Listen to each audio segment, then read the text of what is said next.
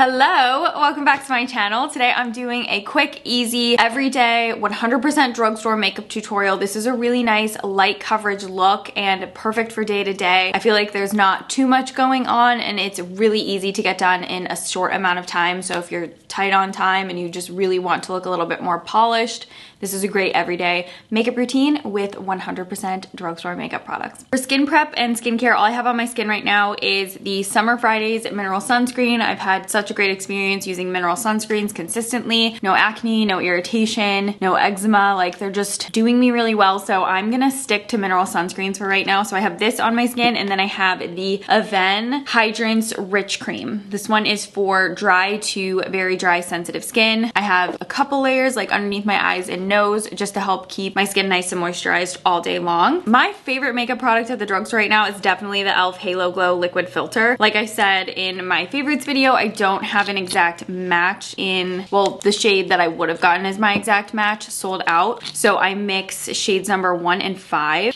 just on the back of my hand. I do about 50-50. I think it also is really nice because just like the Charlotte Tilbury one, it does give you a bit of coverage as well, and you can build up the intensity. So if you want something a little bit more natural, you can just do a thin layer. But you can see as I'm blending it in, it's already hiding some of that redness and the hyperpigmentation. So I do really like that about this product. If you do want to wear it on its own, you totally can. And I don't think it's like overly strobed. I actually really like how luminous and pretty it is. So it's just a nice light coverage base. You can wear it underneath your makeup. And I usually do like to use a brush to blend it out. I feel like I just get a little bit faster of application, but you can use fingers or a sponge too. Now, products like this tend to emphasize dryness. So I do think it's really important that if you have a drier skin type or any visible dry patches on the face, it's kind of necessary to put a little bit of extra moisturizer on those areas. And if you have any visible, dry flaky bits, to exfoliate them off beforehand, because it's not that this clings to the dryness, it's just that it emphasizes it and you'll see it a little bit more. So good exfoliation and a great moisturizer, perfect prep steps for this product. I've also been consistently reaching for this skin tint. This is the one from Neutrogena. It's the Hydro Boost skin tint. I wear the shade Honey, and I just like to apply it directly to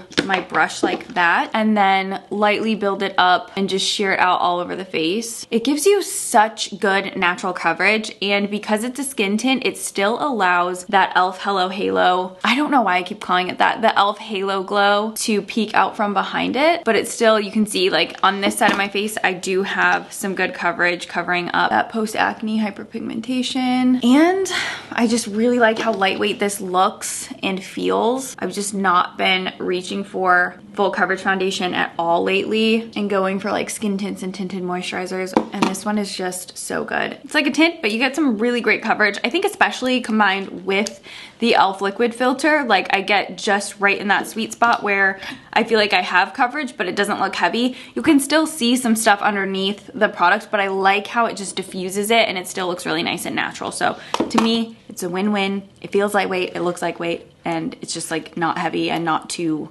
full-on coverage. I love this e.l.f. Flawless Brightening Concealer. It is so similar to the YSL Touche Eclat, also really similar to the Clé de Peau one that I love so much, but obviously the e.l.f. one is a lot cheaper, and I like how it just gives you that light filter of coverage underneath the eyes.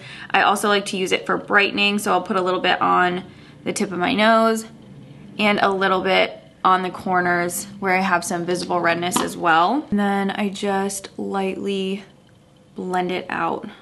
I can sometimes tend to be a little bit heavy-handed with concealer and it looks a little bit cakier under the eye, but with this one, because it just blends out so thin and fluid, I feel like I'm not getting that heavy cakey under eye that I sometimes like unintentionally do.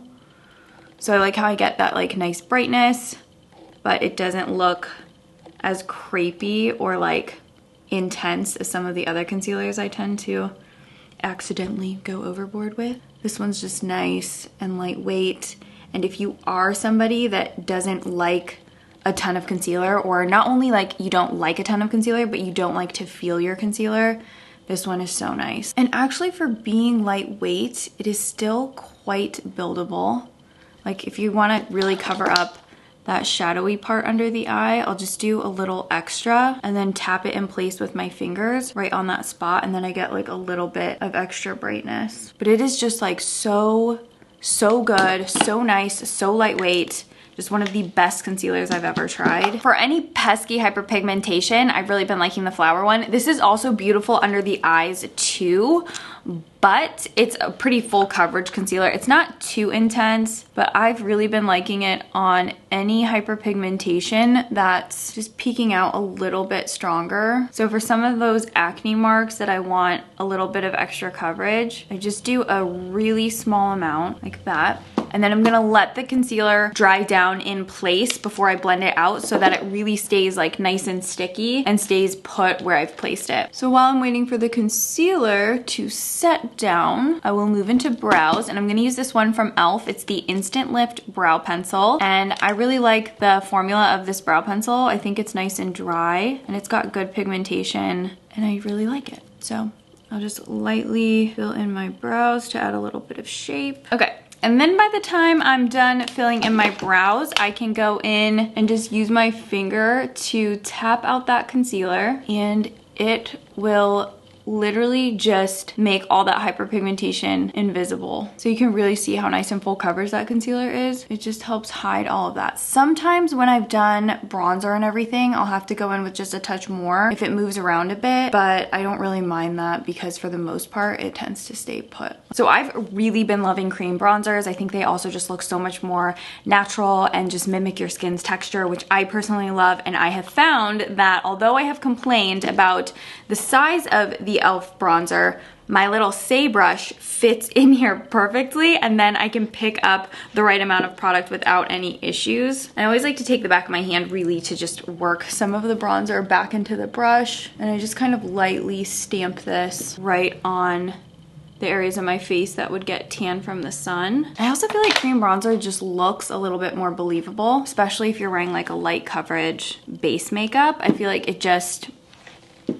passes as like real tan. And per usual, I always just take a touch of that cream bronzer, lightly pop it into the crease of my eye, and just give it a good blend. And I'll put a little bit extra on the sides of my nose just for like a little contour. I'm going to use this beautiful highlight from Wet n Wild that I am obsessed with. It's in Precious Petals. This one really gives you more of like a glazed effect, which I really love because it doesn't look too apparent. I mean, you can definitely build it up if you want something stronger, but it's also really nice because it doesn't emphasize texture if you wear it a little bit more sheer. So you can still get glow without like making your acne pop off, you know? Okay, these blush bombs from Revolution. This one's in the shade Savage Coral. It's like a bright, fiery bubblegum pink.